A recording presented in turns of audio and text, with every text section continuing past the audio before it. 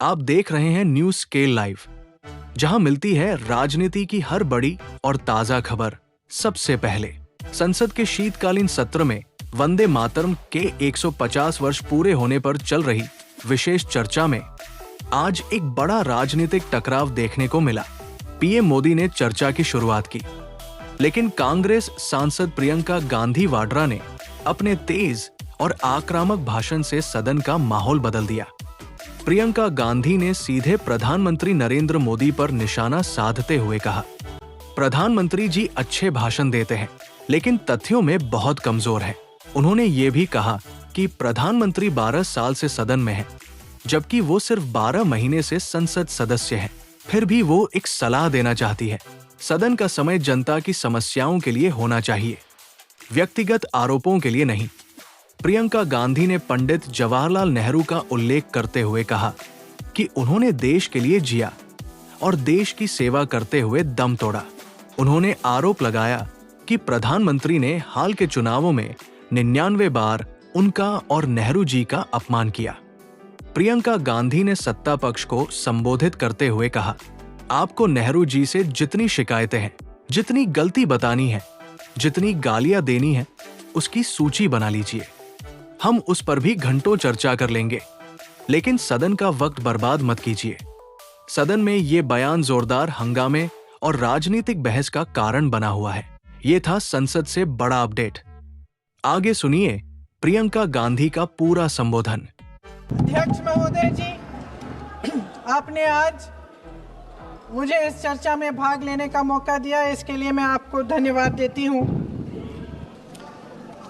आज जिस विषय पे हम चर्चा कर रहे हैं वह केवल एक विषय नहीं है, भारत की आत्मा का एक हिस्सा है। हमारा राष्ट्रगीत उस भावना का प्रतीक है जिसने सोए हुए, गुलामी में सोए हुए भारत के लोगों को जगाया, जिसने उन्हें हिम्मत दी कि ब्रिटिश साम्राज्य के सामने खड़े होकर वह सत्य और अहिंसा के नैतिक हथियारों के साथ सामना कर पाए। आज ये चर्चा एक भावना के ऊपर है।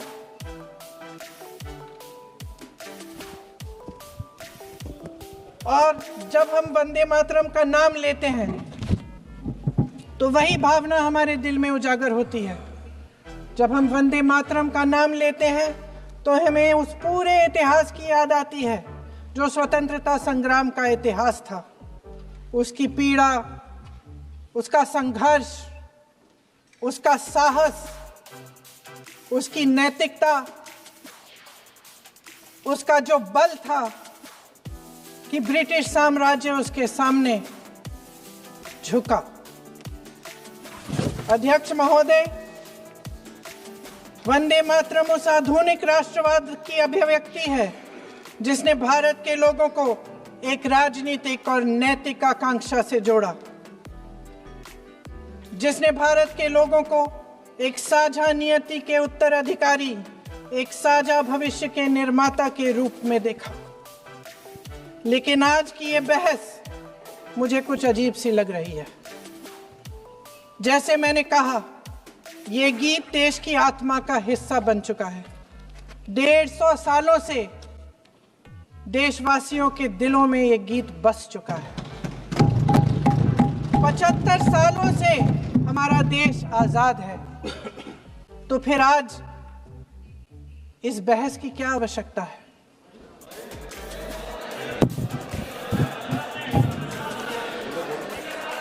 हमारा यहाँ मकसद क्या है? जनता से हमें दिया गया दायित्व, जनता का विश्वास, उनके प्रति हमारी जिम्मेदारी, हम किस तरह से इसका इस्तेमाल कर रहे हैं, हमें ये सोचना चाहिए। क्योंकि अब इस मोड़ पर हम इस सदन में अपने राष्ट्रगीत पर भी बहस करेंगे। आपने बहस मांगी है, आपने बहस मांगी है। आप तो इलेक्टोरल रिफॉर्म्स की बहस नहीं मांग रहे थे कि जब तक हम इस पर बहस नहीं करेंगे तब तक उस पर बहस नहीं होगी। इसकी वजह क्या है? इसकी वजह क्या है? हम आज यहाँ ये बहस क्यों कर रहे हैं? हमारा राष्ट्रगीत है। इस पर क्या बहस हो सकती है? हम ये बहस यहाँ आज 2 वजहों से कर रहे हैं। पहला कि बंगाल का चुनाव आ रहा है, हमारे प्रधानमंत्री अपनी भूमिका निभाना चाहते हैं उसमें। और दूसरी वजह ये है, ये मकसद है, पुरानी मकसद इनकी अध्यक्ष महोदय, कि जिन्होंने स्वतंत्रता की लड़ाई लड़ी, जिन्होंने देश के लिए बड़ी बड़ी कुर्बानियां दी, उन पर सरकार नए आरोप लादने का मौका चाहती है। देश का ध्यान फिर से जनता के ज्वलंत मुद्दों से भटकाना चाहती है। यही एक मकसद है आपका मकसद है कि हम फिर से उसी अतीत में मंडराते रहें, उसी की तरफ हम देखते रहें जो हो चुका है, जो बीत चुका है, क्योंकि ये सरकार वर्तमान और भविष्य की ओर देखना ही नहीं चाहती। वे इस काबिल ही नहीं रही। सच्चाई ये है अध्यक्ष महोदय कि आज मोदी जी वह प्रधानमंत्री नहीं रहे जो एक समय में थे। सच ये है कि ये दिखने लगा है, उनका आत्मविश्वास घटने लगा है, उनकी नीतियां देश को कमजोर कर रही हैं। और मेरे सत्ता पक्ष के साथी चुप इसलिए हैं क्योंकि अंदर अंदर से वे भी इस बात से सहमत हैं। आज देश के लोग खुश नहीं हैं अध्यक्ष महोदय, परेशान हैं, तमाम समस्याओं से घिरे हुए हैं और उन समस्याओं का हल आप निकाल नहीं रहे हैं। हाँ ठीक है, उसका भी बोल लेंगे, समय आएगा तो उसका भी बोल लेंगे, बल्कि कल समय आ रहा है, चुनाव पे चर्चा होगी, उस पे भी बोलेंगे। अध्यक्ष महोदय, इनके भी अपने लोग दबी जबान में कहने लगे हैं कि सारी सत्ता को केंद्रित करने से देश का नुकसान हो रहा है। इस बीच अगर हम अतीत की बातें नहीं करेंगे तो कौन सी बातें करेंगे? ये किसी और बात के काबिल ही नहीं है, सिर्फ ध्यान भटकाना है जनता का। इसलिए आज हम वंदे मातरम पर चर्चा कर रहे हैं। वंदे मातरम देश के कण कण में जीवित है, इस पर बहस नहीं हो सकती। लेकिन चलिए, आपने बहस मांगी, आप बहस करना चाहते हैं, बहस करते हैं। आज इस चर्चा को प्रधानमंत्री जी ने शुरू किया, उन्होंने भाषण दिया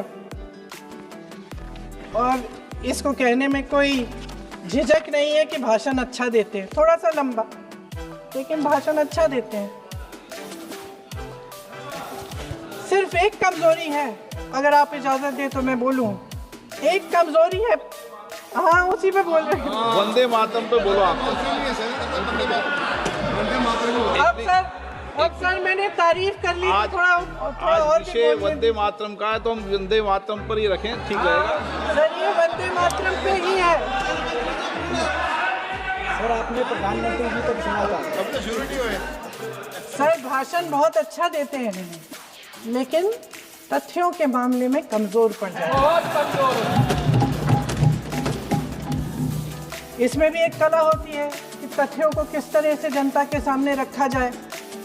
मैं तो नई हूँ, जनता की प्रतिनिधि हूँ, कलाकार तो नहीं हूँ। इसीलिए मैं भी सदन के सामने कुछ तथ्य रखना चाहती हूँ, लेकिन सिर्फ तथ्य के रूप में रखना चाहती हूँ।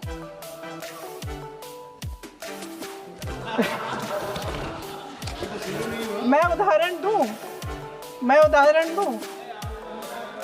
उदाहरण दे देती हूँ। सर मांग रहे हैं सर वंदे मातरम के बारे में, वंदे मातरम की जो सालगिरह पे आपने एक बड़ा कार्यक्रम आयोजित किया था, उसमें प्रधानमंत्री जी ने भाषण दिया। उसमें उन्होंने कहा कि 1896 में पहली बार गुरुदेव रविंद्रनाथ टैगोर ने ये गीत एक अधिवेशन में गाया।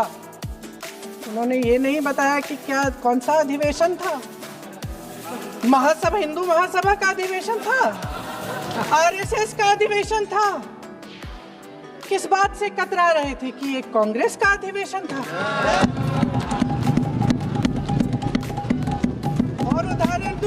अपना भाषण जारी रखूं? दे रही हूँ, अरे दे रही हूँ। जो वंदे मातरम की जो क्रोनोलॉजी है वो भी आप समझिए, जो असली क्रोनोलॉजी है। 1875 में महाकवि बंकिम चंद्र चट्टोपाध्याय ने इस गीत के पहले दो अंतरे लिखे, जो आज हमारे राष्ट्रगीत घोषित हुए हैं, मतलब जो घोषित हुए थे और जिसको हम आज अपना राष्ट्रगीत कहलाते हैं। ये पहले दो अंतरे लिखे 1882 में। 7 साल बाद उनका एक उपन्यास प्रकाशित हुआ, आनंद मठ। उस उपन्यास में यही कविता उन्होंने प्रकाशित की, लेकिन इसमें 4 अंतरे जोड़ दिए। 1896 में कांग्रेस के अधिवेशन में गुरुदेव रविंद्रनाथ टैगोर ने पहली बार ये गीत गाया। 1905 में बंगाल के विभाजन के खिलाफ आंदोलन के समय वंदे मातरम जनता की एकता की गुहार बनकर गली गली से उठा। गुरुदेव रविंद्रनाथ टैगोर जैसे महान स्वतंत्रता सेनानी इस गीत को खुद गाते हुए बंगाल की सड़कों पर उतरे। विद्यार्थियों से लेकर किसानों तक, व्यापारियों से लेकर वकीलों तक, हर कोई ये गीत गाने लगा। इस गीत की शक्ति को समझिए। ब्रिटिश साम्राज्य इसको सुनकर कांपता था और हमारे देशवासी इसको सुनकर वह मन बनाते थे, वह हिम्मत बनाते थे कि इस भयंकर साम्राज्य के खिलाफ सत्य और अहिंसा के नैतिक हथियारों को लेकर शहीद होने की तैयारी करते थे। ये गीत मातृभूमि के लिए मर मिटने की भावना को जगाता है। इस गीत की शक्ति ये है, इस गीत का हमारे देश से जुड़ाव ये है। लेकिन 1930 के दशक में हमारे देश में जब सांप्रदायिक राजनीति उभरी, तब ये गीत विवादित होने लगा। 1937 में, अब ये मैं दूसरा उदाहरण देने वाली हूँ, क्योंकि प्रधानमंत्री जी ने अपने भाषण में इसका उल्लेख किया और गलत किया, इसीलिए मैं इसके जो सच्चे जो तथ्य हैं वो आपके सामने रख रही हूँ। 1937 में नेताजी सुभाष चंद्र बोस कांग्रेस का अधिवेशन कलकत्ता में होने जा रहा था, उसका आयोजन कर रहे थे। तो जो मोदी जी ने पत्र सुनाया सदन में 20 अक्टूबर का और कहा कि जवाहरलाल नेहरू जी ने नेताजी को ये चिट्ठी लिखी और ये कहा कि इस पर चर्चा होनी चाहिए, उससे पहले 3 दिन पहले नेताजी सुभाष चंद्र बोस ने पंडित जवाहरलाल नेहरू को एक चिट्ठी लिखी थी, जिसका जिक्र आपके प्रधानमंत्री ने नहीं किया। और इस चिट्ठी में सुन लीजिएगा,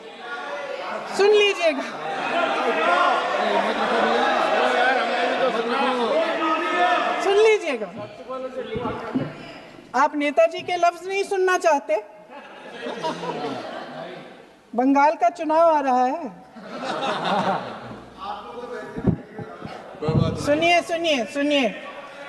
सुनिए। हाँ, कोई बात नहीं, हम तो देश के लिए हैं। हम देश के लिए हैं। आप चुनाव के लिए, हम देश के लिए हैं। हम जितने भी चुनाव हारे, हम यहाँ बैठे रहेंगे और आपसे लड़ते रहेंगे और आपकी विचारधारा से लड़ते रहेंगे। अपने इस देश के लिए, अपनी इस मिट्टी के लिए लड़ते रहेंगे। आप हमें रोक नहीं सकते।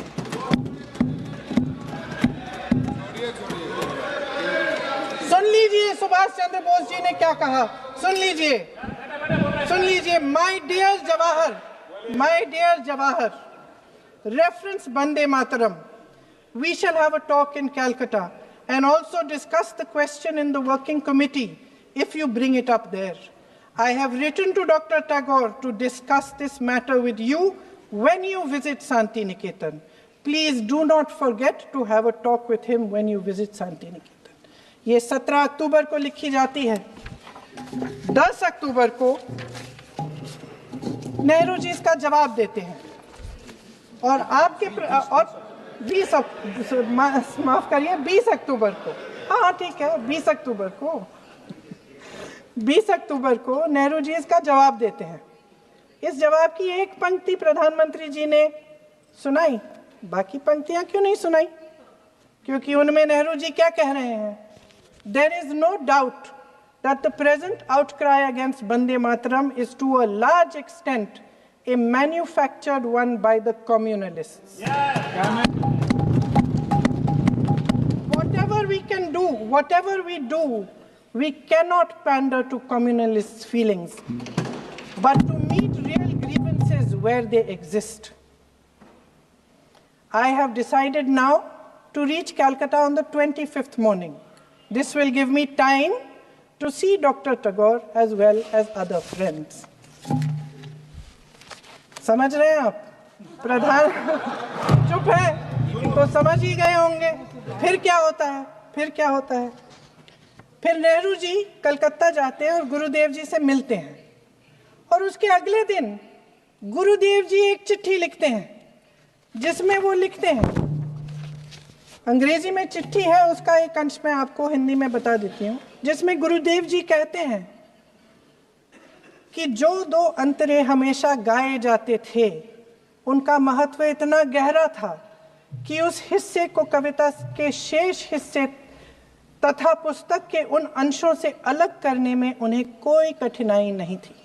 उन्होंने ये कहा कि स्वतंत्रता संग्राम में हमेशा से वही दो अंतरे ही गाए जाते थे और उनको गाते हुए कुर्बानी देने वाले सैकड़ों शहीदों के सम्मान के लिए उन्हें ऐसे ही गाना उचित रहेगा। उन्होंने यह भी कहा कि बाद में जोड़े गए अंतरों का सांप्रदायिक मायना निकाला जा सकता है और उस समय के माहौल में उनका इस्तेमाल अनुचित होगा। इसके बाद 28 अक्टूबर 1937 में कांग्रेस की कार्य समिति ने अपने प्रस्ताव में वंदे मातरम को राष्ट्रगीत घोषित किया। उन्हीं दो अंतरों को कार्य समिति की बैठक में महात्मा गांधी जी, नेताजी सुभाष चंद्र बोस, पंडित नेहरू, आचार्य नरेंद्र देव जी, सरदार पटेल जी, गुरुदेव रविंद्रनाथ टैगोर जी सब मौजूद थे। इस प्रस्ताव के ये सभी महापुरुष इस प्रस्ताव से सहमत थे। आगे क्या होता है ये भी सुना लूं।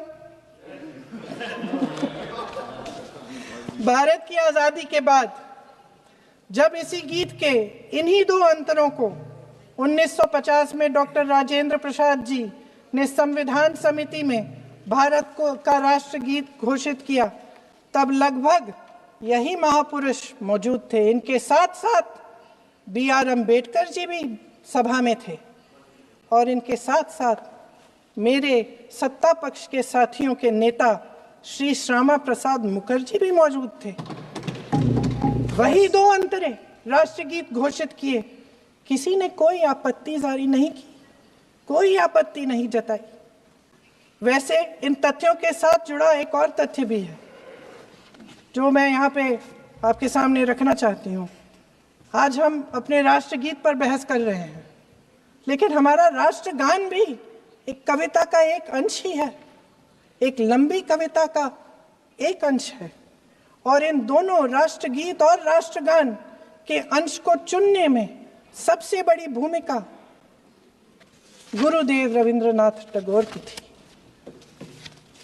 वंदे मातरम के स्वरूप पर सवाल उठाना, जिसे संविधान सभा ने स्वीकार किया, न सिर्फ उन महापुरुषों का अपमान करना है जिन्होंने अपने महान विवेक से ये निर्णय लिया, मगर एक संविधान विरोधी मंशा को भी उजागर करता है। क्या सत्ता पक्ष के हमारे साथी इतने अहंकारी हो गए हैं कि अपने आप को महात्मा गांधी जी से, रविंद्रनाथ टैगोर जी से, राजेंद्र प्रसाद जी से, बाबा साहब अम्बेडकर जी से, मौलाना आजाद जी से, सरदार पटेल जी से, सुभाष चंद्र बोस जी से बड़ा समझने लग गए हैं? मोदी जी का अपने भाषण में ये कहना कि राष्ट्रगीत को एक विभाजनकारी सोच द्वारा काटा गया, उन सब महापुरुषों का अपमान है। पूरा जीवन इस देश की आजादी की लड़ाई में झोंक दिया। वंदे मातरम को विभाजित करने का आरोप लगाकर आप पूरी संविधान सभा पर आरोप लगा रहे हैं, उसके हर एक नेता को दोषी ठहरा रहे हैं। यह हमारी संविधान सभा और हमारे संविधान का खुला वार है। और जहां तक जवाहरलाल नेहरू जी की बात है, जितनी देर हमारे प्रधानमंत्री देश के प्रधानमंत्री रहे हैं, 12 साल हो गए हैं, लगभग उतने ही सालों के लिए जवाहरलाल नेहरू जी जेल में रहे। किस लिए? इस देश की आज़ादी के लिए। उसके बाद 17 साल के लिए प्रधानमंत्री रहे। आप बड़ी आलोचना करते हैं इनकी, लेकिन अगर इन्होंने इसरो नहीं बनाया होता तो आज आपका मंगलयान नहीं होता। अगर DRDO नहीं बनाया होता तो तेजस नहीं बनता। अगर IIT और IIM नहीं बनाए होते तो हम आज IT में आगे नहीं होते। अगर एम्स नहीं बनाया होता तो हम कोरोना की जब बड़ी चुनौती का सामना कैसे करते? हाँ, वही बना रहा है, नहीं बना कुछ भी। इसका मतलब है इस मुद्दे का जवाब नहीं है आपके पास है? अगर इन्होंने BHEL, गेल, सेल, भाखड़ा नंगल ये सब नहीं बनाया होता जो आप सब बेच रहे हैं, तो ये विकसित भारत कैसे बनता? और मत कहिए बाकी। पंडित जवाहरलाल नेहरू इस देश के लिए जिए। सुन लीजिए, बेच लो यार, बाकी भी बेच देंगे। पंडित जवाहरलाल नेहरू इस देश के लिए जिए और देश की सेवा करते करते उन्होंने दम तोड़ा। फिर भी सुन लीजिए, मेरी एक सलाह ले लीजिए। सर, मैं आपके माध्यम से सलाह दे रहे हैं, हम छोड़ना नहीं। सर, मैं आपके माध्यम से एक सलाह दे देती हूँ। हमारे प्रधानमंत्री महोदय 12 सालों से इस सदन में हैं, मैं मात्र 12 महीनों से हूँ। फिर भी छोटी सी सलाह है। उन्होंने अभी हाल ही में चुनाव था, कुछ महीनों पहले उन्होंने एक सूची निकाली थी कि विपक्षी दलों ने और विपक्ष के नेताओं ने कितने अपमान किए हैं इनके, और उसमें शायद 90-99 ऐसे उन्होंने अपमानों की सूची बनाई थी। तो मैं उनको एक छोटी सलाह देना चाहती हूँ कि नेहरू जी से जितनी भी शिकायतें हैं, जितनी भी गलतियां उन्होंने की आपके जहन में, जितनी भी गालियां देनी है, जितना भी अपमान करना है, उसकी भी एक सूची बना दीजिए। नहीं, बात खत्म नहीं है। 999 अपमान, 9999 अपमान, सूची बना दीजिए और फिर हम एक समय निर्धारित करते हैं। जैसे हमने 10 घंटे आज वंदे मातरम पर हमने बहस किया है ना, उस तरह से हम अध्यक्ष महोदय जी से पूछेंगे, एक समय निर्धारित करेंगे, 10 घंटे, 20 घंटे, 40 घंटे, जितने घंटों में आपकी ये शिकायत पूरी हो जाए, माननीय सदस्य, आप शांत हो जाएं और हम बहस कर लेंगे। लेकिन इस सदन का कीमती समय, जिसके लिए हमें यहाँ पे जनता ने भेजा है, जैसे हमें जनता की समस्याओं को हल करने के लिए चर्चा करनी चाहिए, इस्तेमाल करना चाहिए, उसको एसी के लिए इस्तेमाल करिए। उसके बाद जैसे अंग्रेजी में कहते हैं ना, जैसे अंग्रेजी में कहते हैं कि once and for all let's close the chapter, close कर लीजिए। देश सुन लेगा क्या क्या शिकायतें हैं, किसने क्या किया, इंदिरा जी ने क्या किया, राजीव जी ने क्या किया, परिवारवाद क्या होता है, नेहरू जी ने कौन सी गलतियां की, सुना लीजिए, फिर खत्म। उसके बाद बेरोजगारी, महंगाई, महिलाओं की समस्याएं, जो पीएमओ में हो रहा है उसकी बातें, उसकी चर्चा, जो बैटिंग ऐप के बारे में हो रहा है पीएमओ के अंदर, आप सदस्य प्लीज, जो एफस्टीन फाइलों में आपके मंत्री महोदय के नाम निकल आए हैं, माननीय उसकी चर्चा करेंगे। आप वंदे मातरम पे बोले, आप इधर उधर डाइवर्ट मत हो।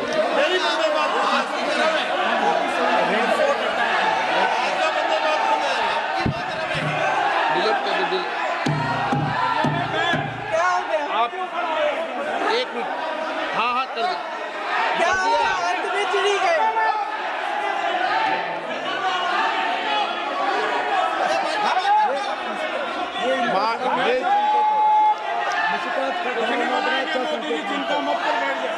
बहुत बढ़िया। माननीय आगे सदस्य, एक मिनट। माननीय सदस्य, आगे बढ़ो आप महोदय, आगे वंदे बढ़ो। मातरम पर सार्थक चर्चा करें। ठीक सर, इधर उधर सर बात डाइवर्ट नहीं यही करो। थी सर, संक्षिप्त में बात यही थी कोई डाइवर्ट नहीं कि होना हम चाहिए अतीत अपन में को। बातें करते रहते हैं। माननीय सदस्य, नहीं, आप बिना तथ्यों के कोई बात नहीं करें। आप वंदे मातरम तो बोले उचित रहेगा।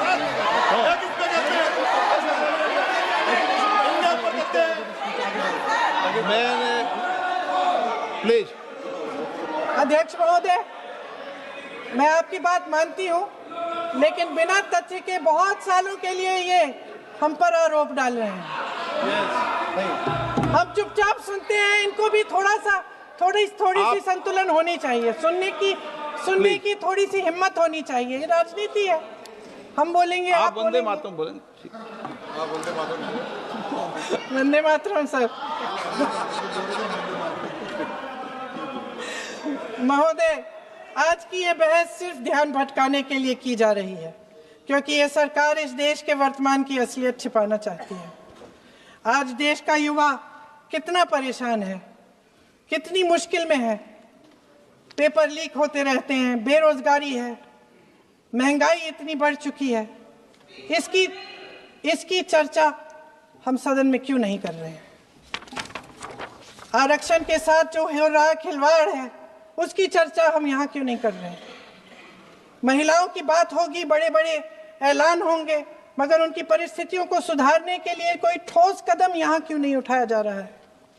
इन्हीं दरवाजों के बाहर खड़े होकर पत्रकार तरह आपने कहा कि आरोप मत लगाइए बगैर तथ्य के, तो मैं बोलूं कि नहीं बोलूं? नहीं, बिल्कुल नहीं।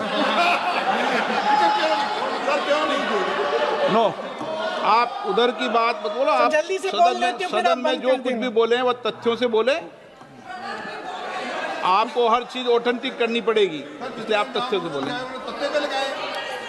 अच्छा सर, बड़े बड़े शहरों में प्रदूषण है, लेकिन हम इस सदन में बैठकर सिर्फ छोटी छोटी बातें करेंगे। जी, जो अतीत की बातें हैं ना, जो बार बार आप चाहते हैं कि हम पीछे देखें, लेकिन हम आगे भविष्य की बात, वर्तमान की बात, जो असली समस्याएं हैं उनकी बात न करें, ये छोटी बात होती है। आप में हिम्मत है तो भविष्य की बात करिए, हिम्मत है तो बात करिए कि बेरोजगारी क्यों है, कि पेपर लीक क्यों होते हैं। आप चेयर को एड्रेस करें। आपको अच्छा, खत्म कर लेती हूँ, चेयर के एड्रेस करो आप। अध्यक्ष महोदय जी, सच्चाई ये है कि इनका शासन दमन का शासन है। इनकी राजनीति दिखावे की राजनीति है, इवेंट मैनेजमेंट की राजनीति है, चुनाव से चुनाव तक राजनीति है, तरह तरह के ध्यान भटकाने वाले मुद्दों की राजनीति है।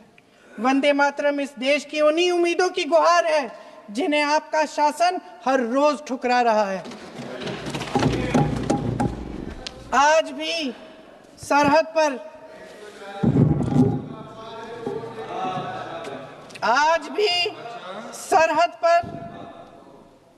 पर जवान जब दुश्मन का सामना करता है तो उसकी छाती में वंदे मातरम गूंजता है। आज भी जब हमारा खिलाड़ी अंतर्राष्ट्रीय खेलों में जाता है तो उसके दिल की धड़कन में वंदे मातरम होता है। आज भी इस देश के करोड़ों देशवासी जब अपने राष्ट्र ध्वज को फहराते हुए देखते हैं तो उनकी जबान पर वंदे मातरम, वंदे मातरम, वंदे मातरम आता है। कांग्रेस के हर एक अधिवेशन में 1905 से लेकर आज तक सामूहिक तौर पर वंदे मातरम गाया जाता है। आपके अधिवेशनों में गाया जाता है कि नहीं, ये बताइए। अपने देश की आत्मा के इस महामंत्र को विवादित करके आप एक बहुत बड़ा पाप कर रहे हैं। इस पाप में कांग्रेस पार्टी शामिल नहीं होगी। ये राष्ट्रगीत वंदे मातरम हमेशा से हमें प्यारा है, हमेशा से हमारे लिए पवित्र रहा है और हमेशा के लिए हमारे लिए पवित्र रहेगा। धन्यवाद।